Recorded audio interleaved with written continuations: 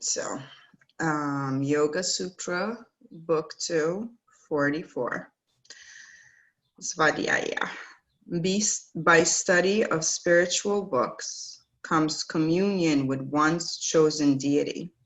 Again, Svadhyaya or spiritual study means study of scriptures and also any practice that is our own personal sadhana into which we've been initiated. Regular practice becomes study. By it, we get Istadavada Samaprayoga, the vision or darshan of the universe. By constant effort, we get a vision of the deity connected with our particular mantra, for each mantra has a deity. In other words, each name has a form. If we just stick to a certain name, eventually the form will appear automatically. It may come as a human form, a light, or a sound. I wish Amanda was here.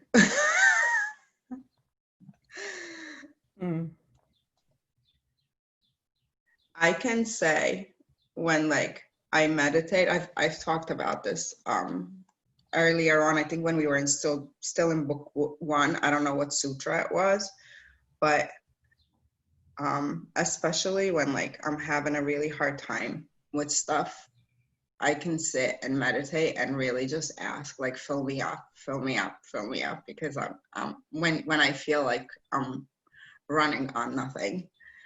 And to me that helps because I can feel that energy that's not me, really literally filling me up.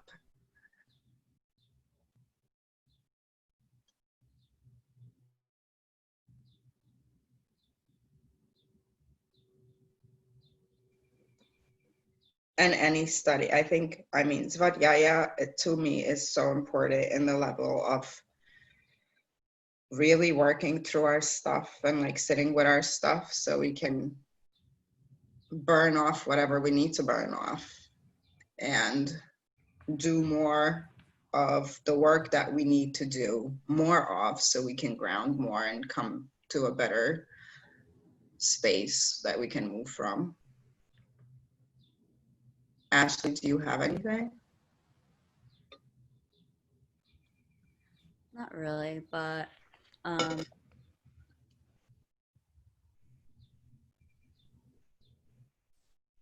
remember when we were learning sutras and when we were learning yamas and stuff during teacher training, and Svadhyaya, they say is self-study. So I like the idea of studying yourself in terms of, because it's not just enough to read scripture or do the practices without really going in to study your own self. So your own desires, your own addictions, your own thought patterns. So yeah, that's pretty much all I have on this one. You know what this one made me think of? It's interesting that you said that, Ashley. This one made me think of, I don't remember which sutra it was, but long ago and far away, we read a sutra that said, you know what? Just keep on keeping on, keep on practicing, and it'll all start making sense, at some point. And for me, last week with one of my yoga teachers, we did a chakra thing where it was like a chakra meditation, working from the first chakra all the way up. And for the first time, I felt like some of the body work that I had been putting in, well, crassly put, it was paying off. I could feel not only feel the different parts of my body, because of course you can tighten and release different parts of your body if you know where you're looking, but I could feel them pulling together, and the kind of energy that stems off of them that you can then pull back in, and bring back together. And don't know why. Maybe it's because the word God, I was raised Catholic, so the word God brings up rather negative pictures for me, but this one made me think about that sutra to just keep on practicing, because it will lead you to where you need to be in yourself.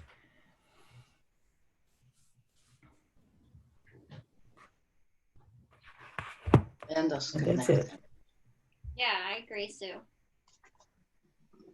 I think this was mentioned for me in the beginning of the sutra book, where he reminds us to just sit with one book. Like when I took 200 hour, I overdid it. I think I already shared this, but it was like, let me just pause. And instead of trying to just learn everything in all the books, like you really have to just go stare at yourself in the mirror. Like you don't even need a text.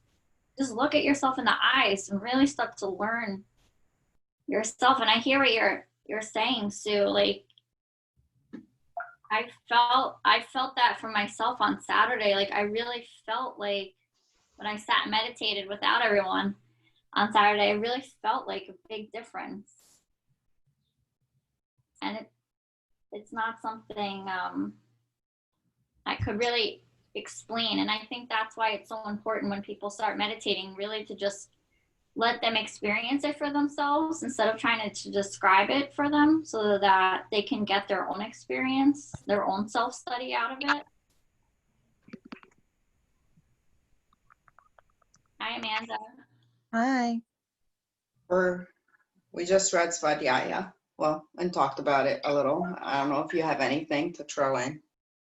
Oh, you guys keep talking. I'll conject if I have something. Should I read Samadhi? I think so, right? Sure. So Samadhi, contemplation, Ishvara, for total surrender from completely placing before, from profound religious meditation. By total surrender to the universe, Samadhi is attained. Ishvara Pranadhana is life or dedication of offering everything to the universe or to humanity. What do I add? Why do I add humanity? When we want to offer something to the universe is sitting somewhere waiting for us to give some. Is the universe sitting somewhere for us to give something? Where and who is the universe? The universe made the world, and the world itself is the universe. All that is outside us is the universe. When we dedicate our lives to the benefit of humanity, we have dedicated ourselves to the universe. Whatever we do can easily be transformed into worship by our attitude. We can do anything and everything as long as we do it with the idea of serving the world at large. We can serve our tables, our chairs, and everything around us. If we don't pull chairs mercilessly from one corner to another, we are serving them. If we drag them, they cry. Anything handled roughly will feel pain.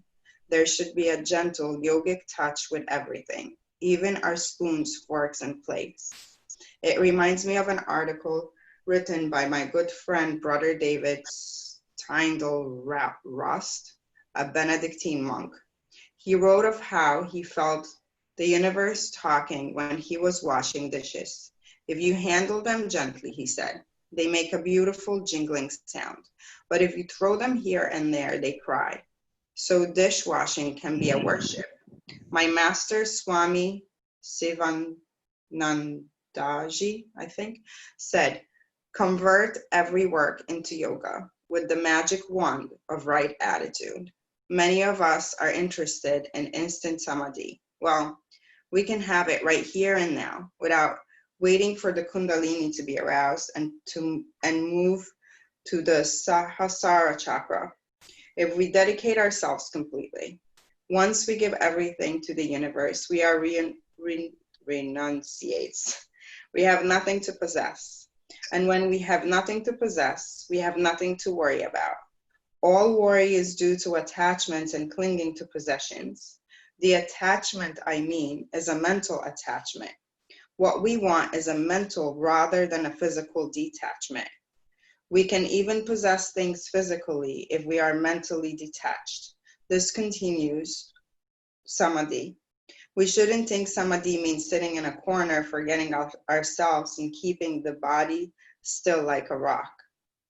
Real samadhi means tranquility of mind, which is possible only when we dedicate everything and are free from all attachment. Normally, we want everything, name, fame, money, and we become surrounded by these wants. In India, a proverb says, if you are interested in weaving, you shouldn't keep a monkey for a pet.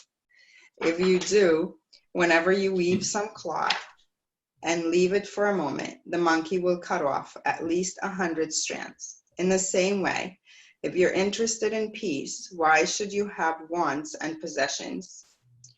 They can never go together. No religion, no prophet, no saint has ever said one could have both peace and wants. Only a desireless mind, a mind free from everything, completely naked, can have peace. The Gita says, Tyagat Santir Anantaram.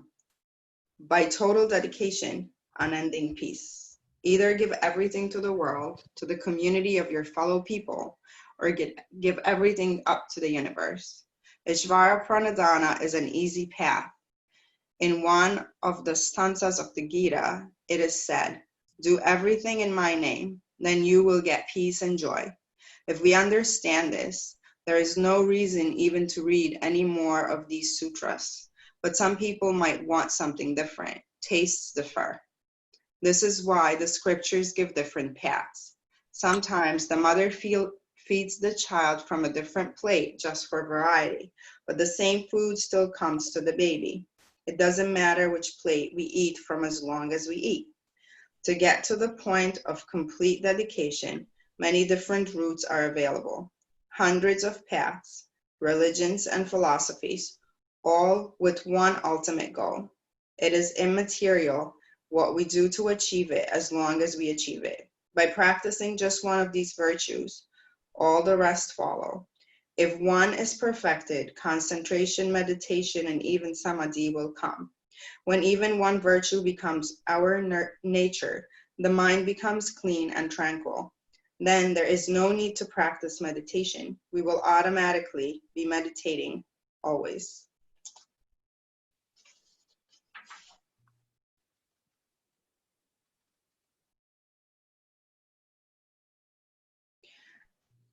I just went back to once we give everything up, we are renunciates. We have nothing to possess.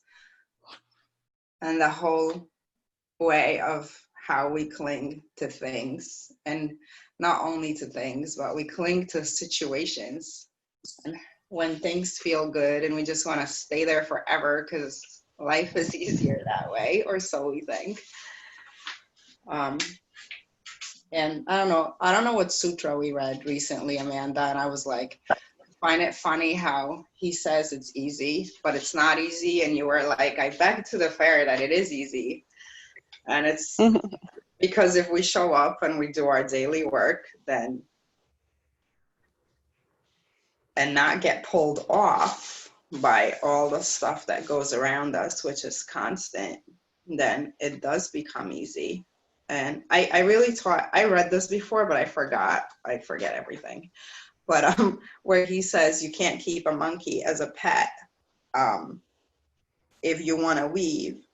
I really thought, in my mind, I went into the monkey mind, and how if you have a monkey mind, it's really hard to be at peace because your monkey is just going to keep bouncing around, disturbing all of that. And it doesn't mean that we can fully get rid of it, but finding our place in meditation and finding our practice, whatever the work is that we show up for, so we can be able to get to that space. Yeah.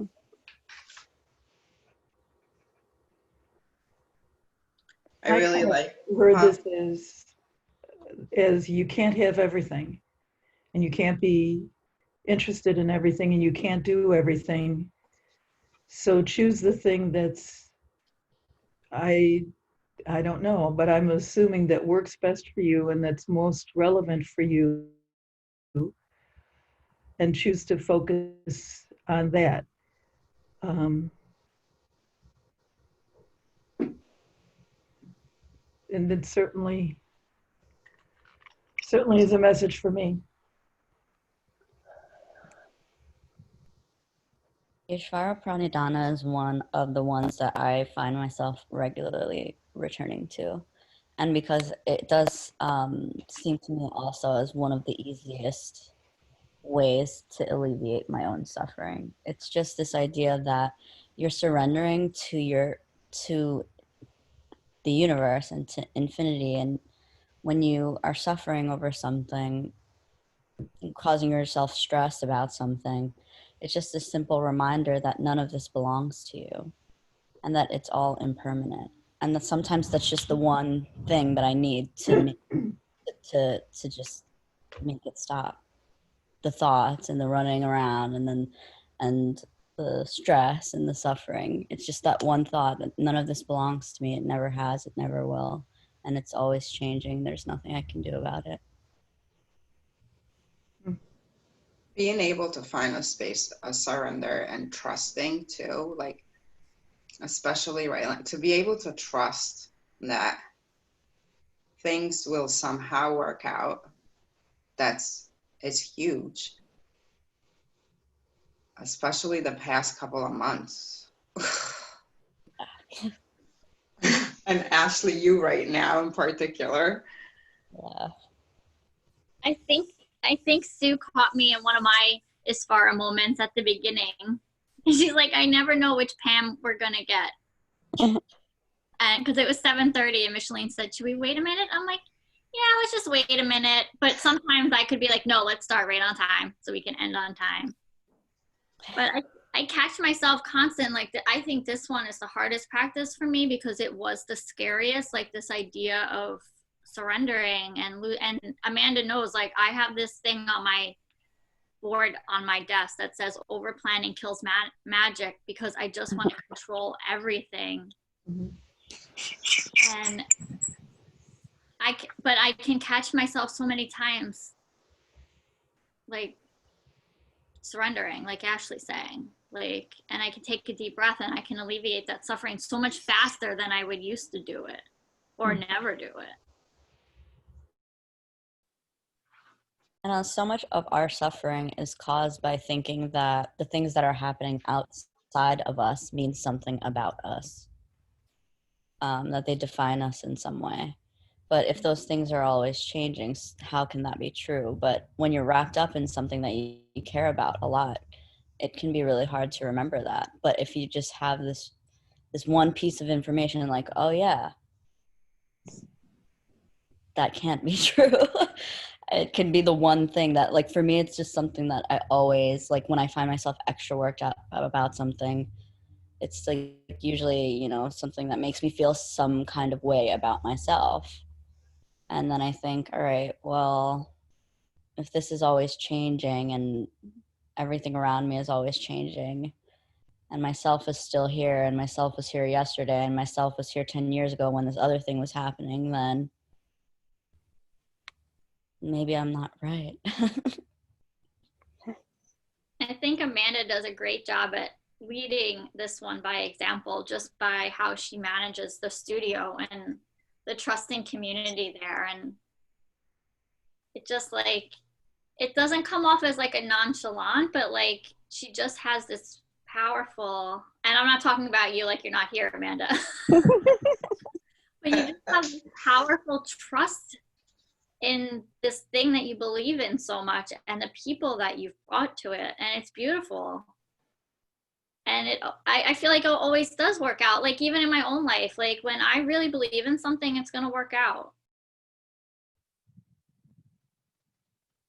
when I let it go. It's like what Jafar said with the reins, remember? I can't remember exactly what he said, but he said something on one of the workshops where it's like, we're trying to control the horse, but the reins aren't like controlling the horse. It's about communicating with the horse. Yes. Yeah, it's like, what are we communicating with the universe all the time? Yeah. Who was I talking to about that yesterday? My mind is going to mush. Was that you, Michelle? Who was I talking to? I don't know. We went back and forth with text big time yesterday. It was like, whatever you're putting out there, the universe is going to communicate back to you.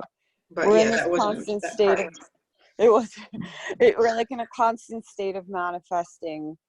Like this double slit experiment teaches us that matter changes when it's being observed, and intention changes matter, because matter and prana and energy are all actually the same thing, fluctuating into different forms. So if we're putting out there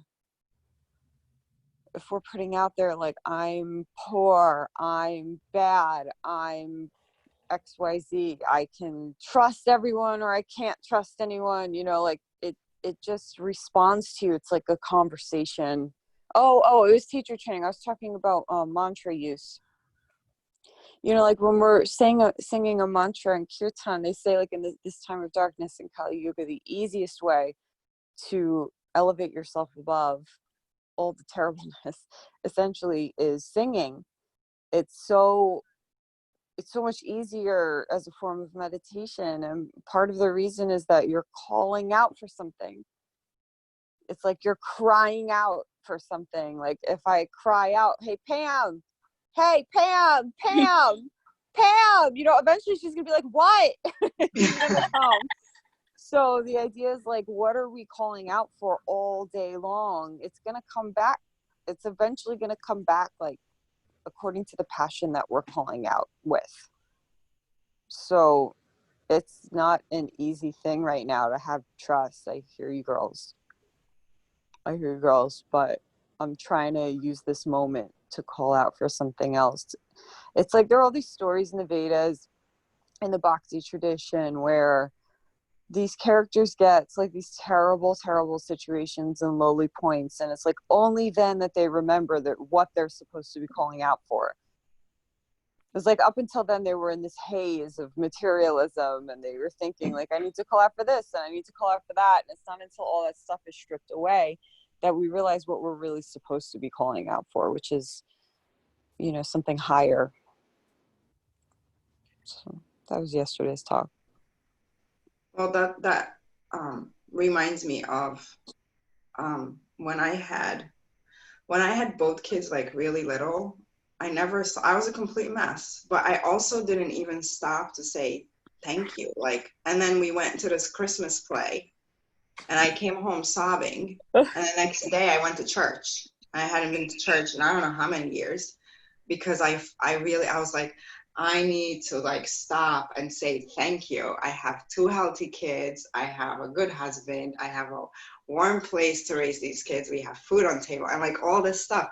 And it took me, I don't know what it took me. It took me this play with a really like deep lesson that I don't know if everyone that was at this play even got, and I don't know where I was in that moment to get me to this place where I came home sobbing. But that was like the complete switch to like 3 years later finally getting into yoga teacher training. Like that's like it started like all these little ripples. And I'm super grateful for that. And it is like our thoughts. Like when I went to yoga teacher training, I came out of yoga teacher training thinking, I want to teach so bad, but how am I going to teach? How am I going to teach? And I kept having this dream of missing it. Every form of transportation you can think of, I had this dream. And it means missing out on life when I looked it up. And when I stopped having that dream, like the same week I stopped having that dream, I got 2 classes. I didn't do anything for it. A teacher that I knew texted me because she couldn't take the classes. So like what we're calling out for or what we're putting out there. It doesn't even have to be a loud mantra out of our mouths, which mantras are beautiful, but our thoughts, the way they emanate out there, Yeah, they're just bringing up energies that are already present in the universe. That's the idea that there's infinite potential in every single particle. And it's all about the intention you put into it that helps it manifest into what it will become. It's like that idea that like time, all the time is happening at once. We have this mistaken thing that we think that time is linear, but that's only because of our limited perceptive vehicle. Like the yogis are trying to reveal to us this like quantum physics secret about the world we're living in. We're so much more powerful than we could ever imagine. But we got to trust in this. It's like not us doing it. It's not us doing it. It's the things that we call out for doing. And I don't even know how to, I don't think I'm articulating that properly according to like the Vedic teachings. It's like, you know, they use this word like Lakshmi, right? And they create this whole story around this energy to help our little limited perceptive vehicles understand sort of the nature of the thing.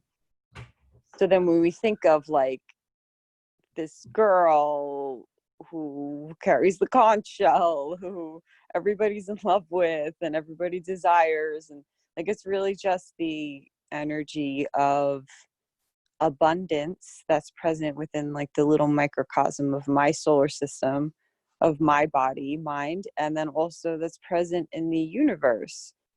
And it's like if we're not paying attention to it, it sort of sits there latent. But as soon as we start paying attention to something, we give power to it, and it blossoms open from its latent state.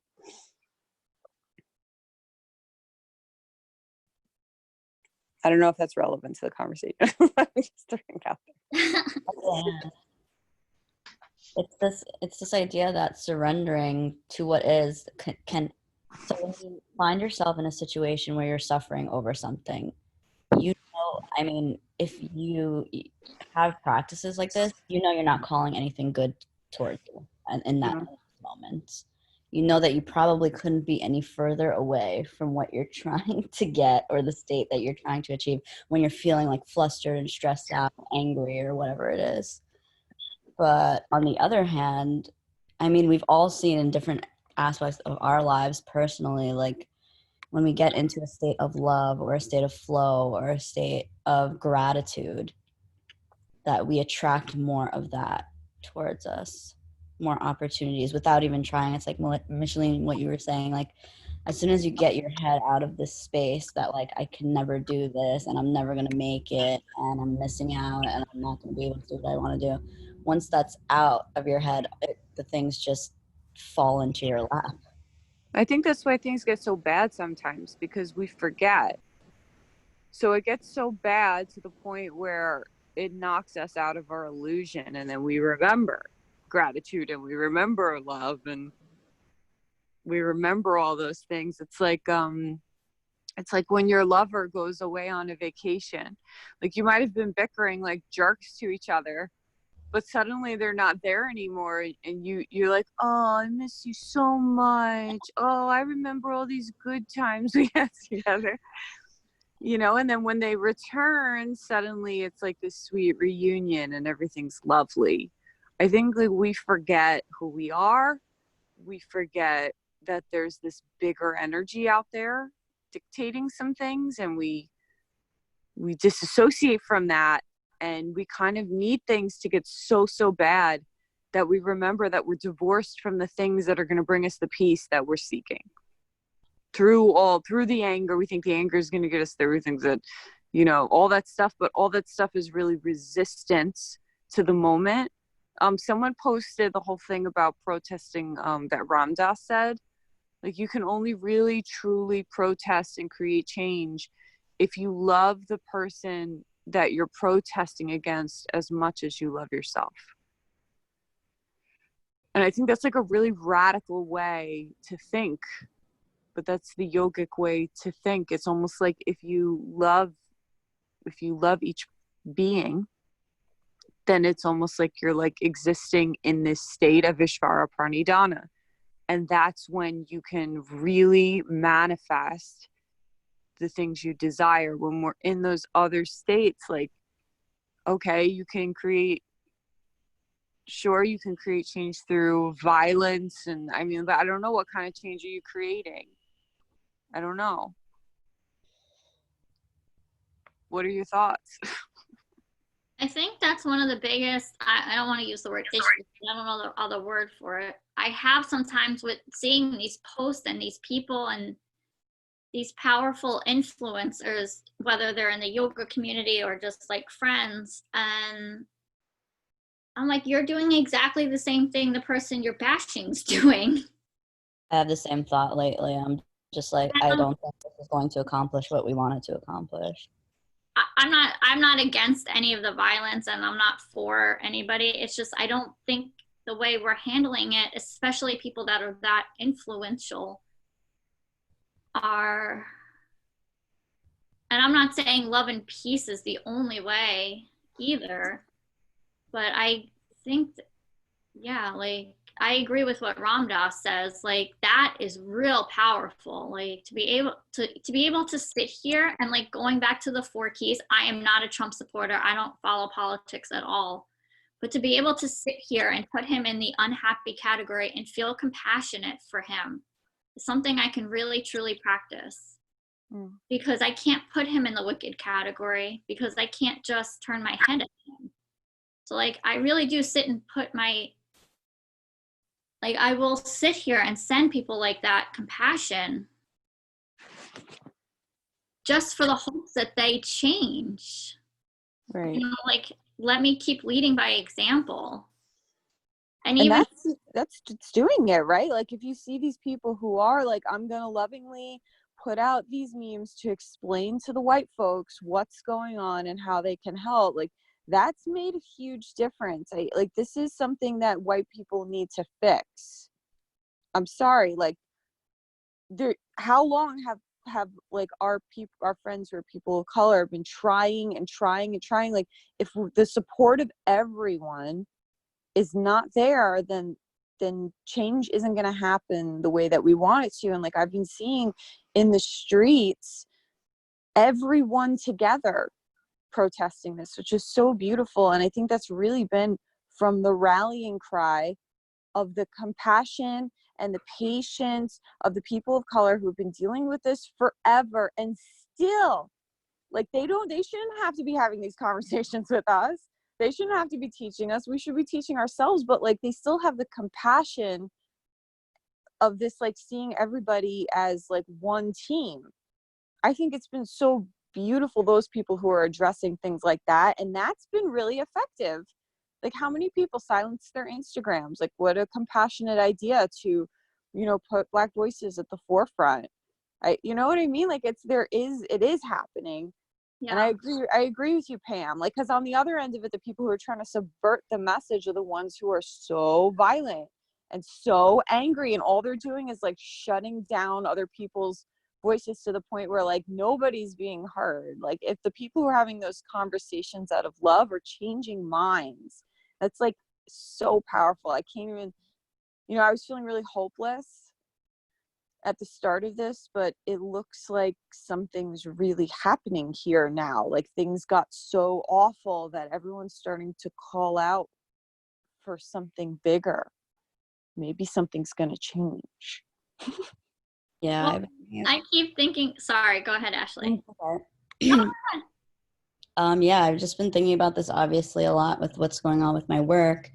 And it's like when it first happened, of course, I just wanted to like rage and like throw my papers in the air and just like storm out of the building. Mm-hmm. But it's like if I didn't have like you guys inside and like helping me to see that like I can't just do it that way. And it's not going to bring me closer to what I really want, which is I want this company to do the right thing, or to have people in power who are doing the right thing. And if I give in to that anger, then that is not even a possibility anymore.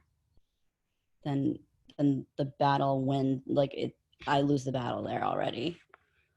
So I was listening to this podcast, and it was long, so I don't remember much, but the one thing that really stuck was coming from finding the principle and sticking by it. And that's one, and that's like we've discussed that in the sutras, that like just because the situation changed, you don't stand by it in a different way.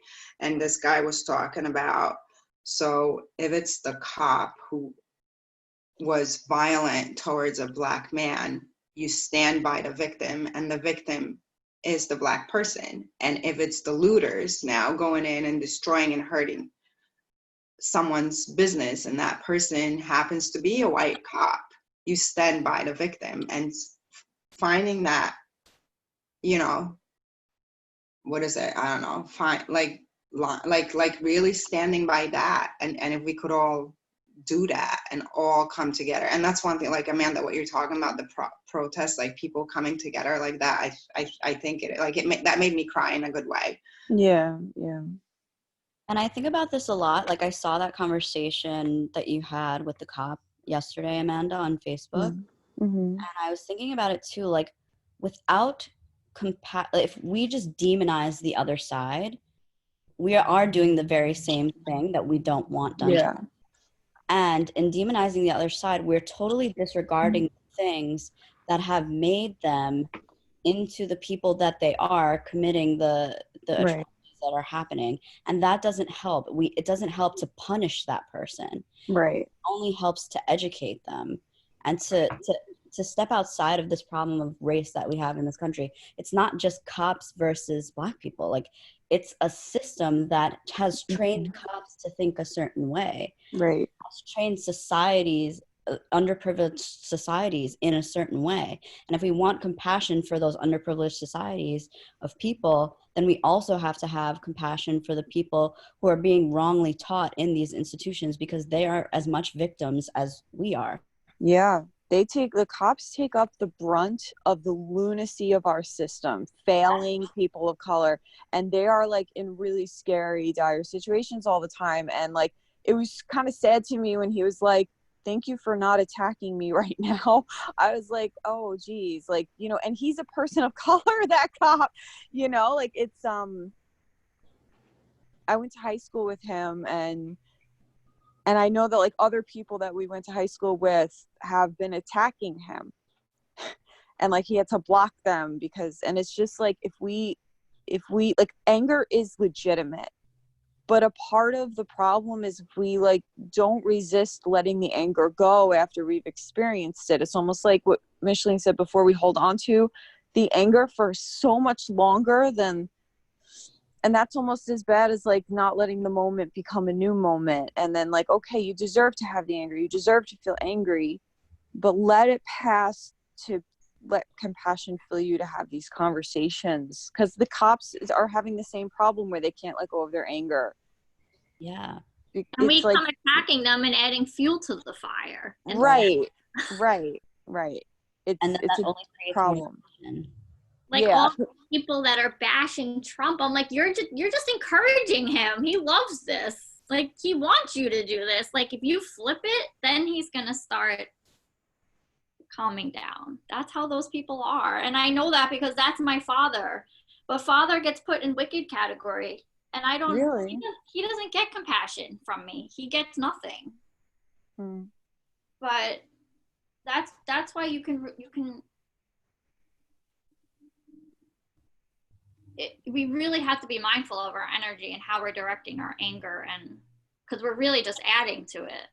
Yeah. We think we're helping, but it's adding. Yeah. Right. There's a really And you good, could, you like in Bhagavad Gita, it says like you can, this is like really extreme, because I keep thinking of that meme that's going around where they're like, you know, you say that violence doesn't do anything, or like violence isn't the answer, and then it's like all these Haitian slaves killing the people who were trying to enslave them.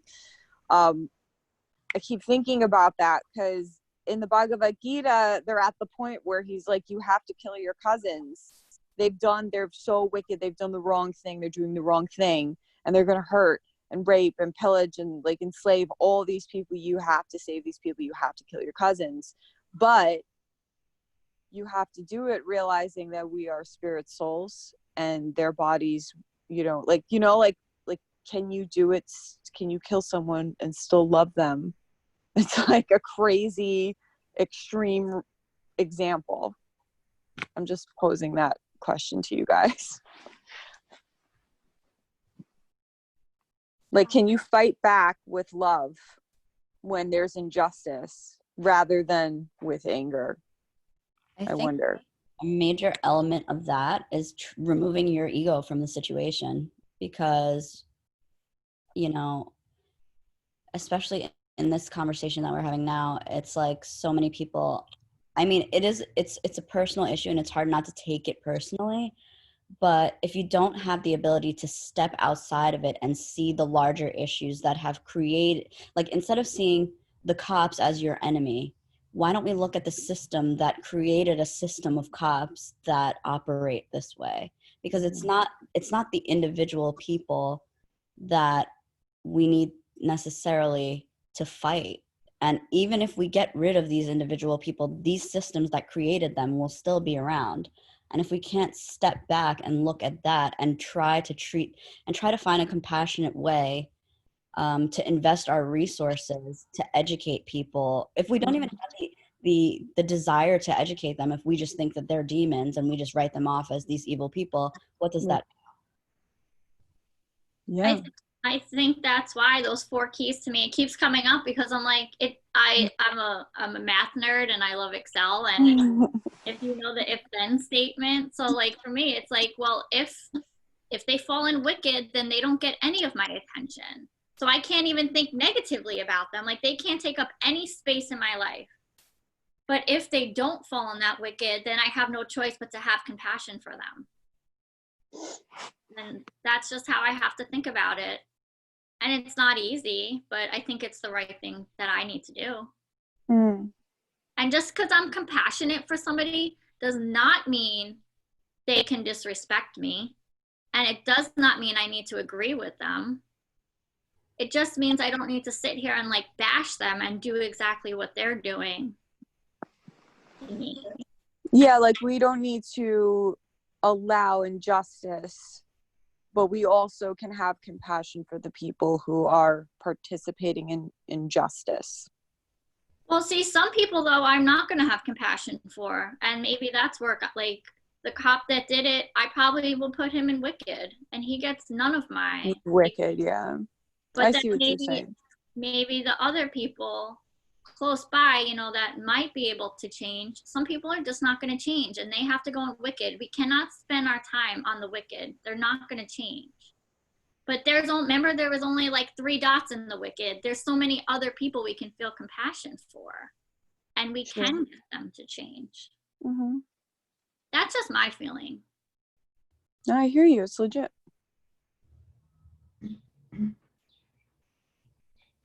Did you guys watch the video?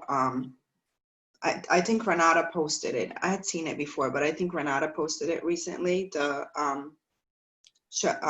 trauma from childhood and stepping in the circle, and they did it at a prison. No, I didn't see it.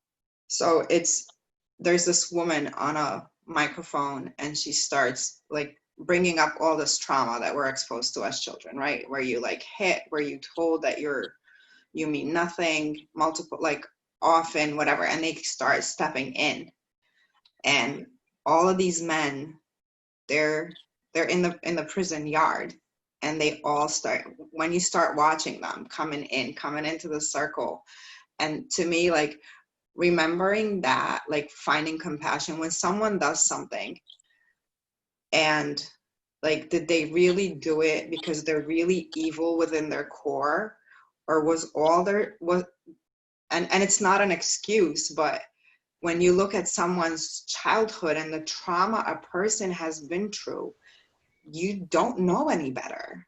That's what you were taught. And that's one thing that I always keep going back to. It's learned behavior. That's all. Like, if you see a little kid who's bullying someone else, the first thought I ever have is that's a learned behavior. Something is wrong at home. Yeah. Someone's bullying him at home. Yeah, I do this practice a lot when I'm angry with people, where I imagine them as their child self, like crying and suffering, and I'm just there comforting them, and it's a practice that I have for like, I don't know, I want to say like 10 years that I've been doing this, and it really helps. A couples therapist always talks about that everybody has a wounded child, and that wounded child is trying so hard to be heard and to feel that other people have empathy for their situation. And a big part of the relational work that we have to do in the world as compassionate yogis is create a safe space for people to speak their truth, to acknowledge their samskaras, and then help them compassionately let them go. There's samskaras or their conditioned responses. And that's not easy. And like what you said before, Ashley, like when you're a receiver versus like a speaker, you're supposed to take yourself out of the center. She would always say, she's like, put your ego to the side. It doesn't matter your responses. It doesn't matter your opinions. Having a safe space means creating a space where someone can just fully exist as themselves. And that was really powerful work for us, and like very healing work for us. Like quite often any conflict, the base of it is a miscommunication and an inability to feel heard. And by feeling heard, there's a healing that happens because we feel loved through that. So like really, in a really cheesy way, the cure is love. And that requires a lot of patience and a lot of egolessness.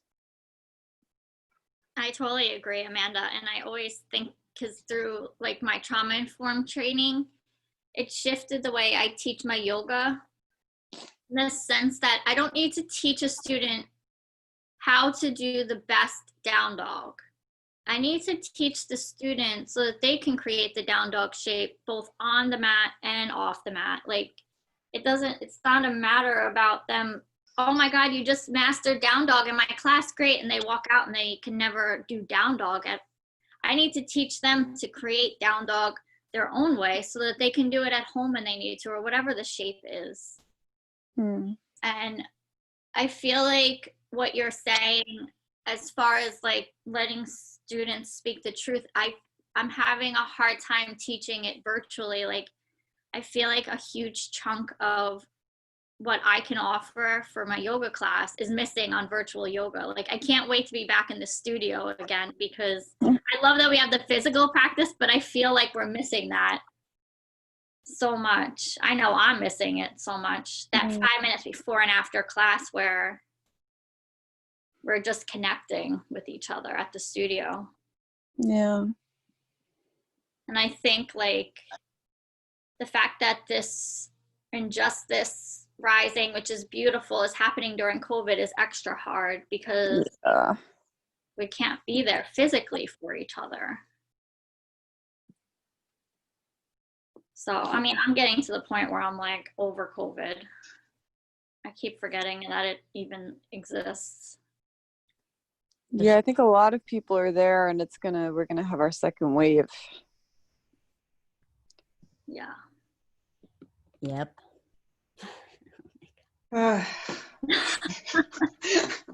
It's 8:22, guys. Oh, whoops. It's fine. I mean, these are important conversations, and I love in the sutra book just now for Isvara, they remind us like that meditating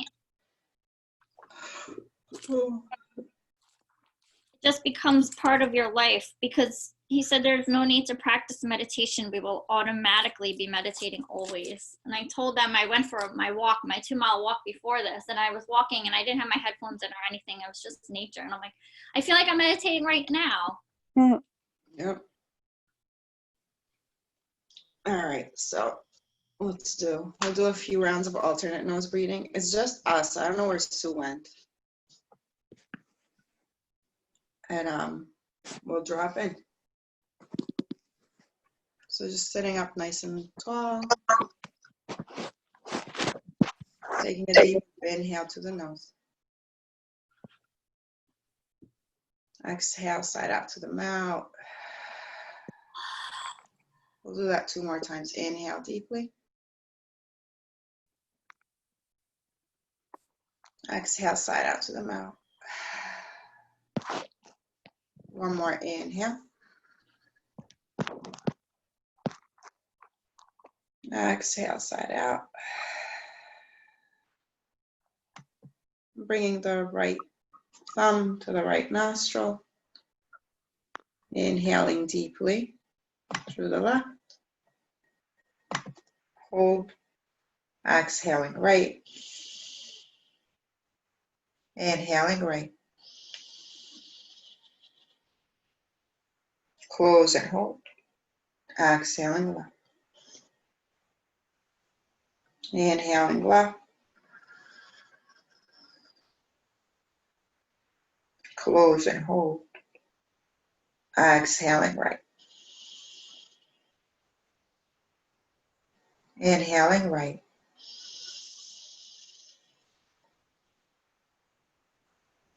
Close and hold.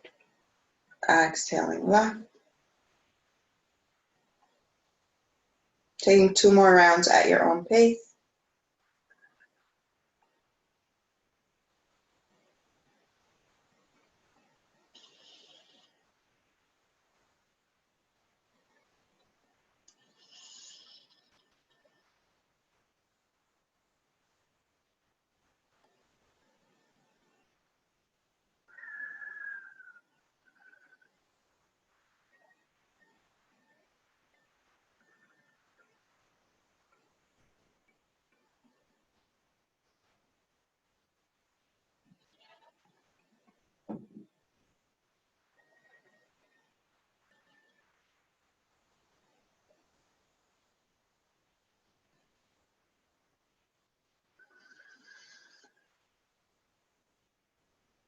Finishing off with the exhale through the left nostril.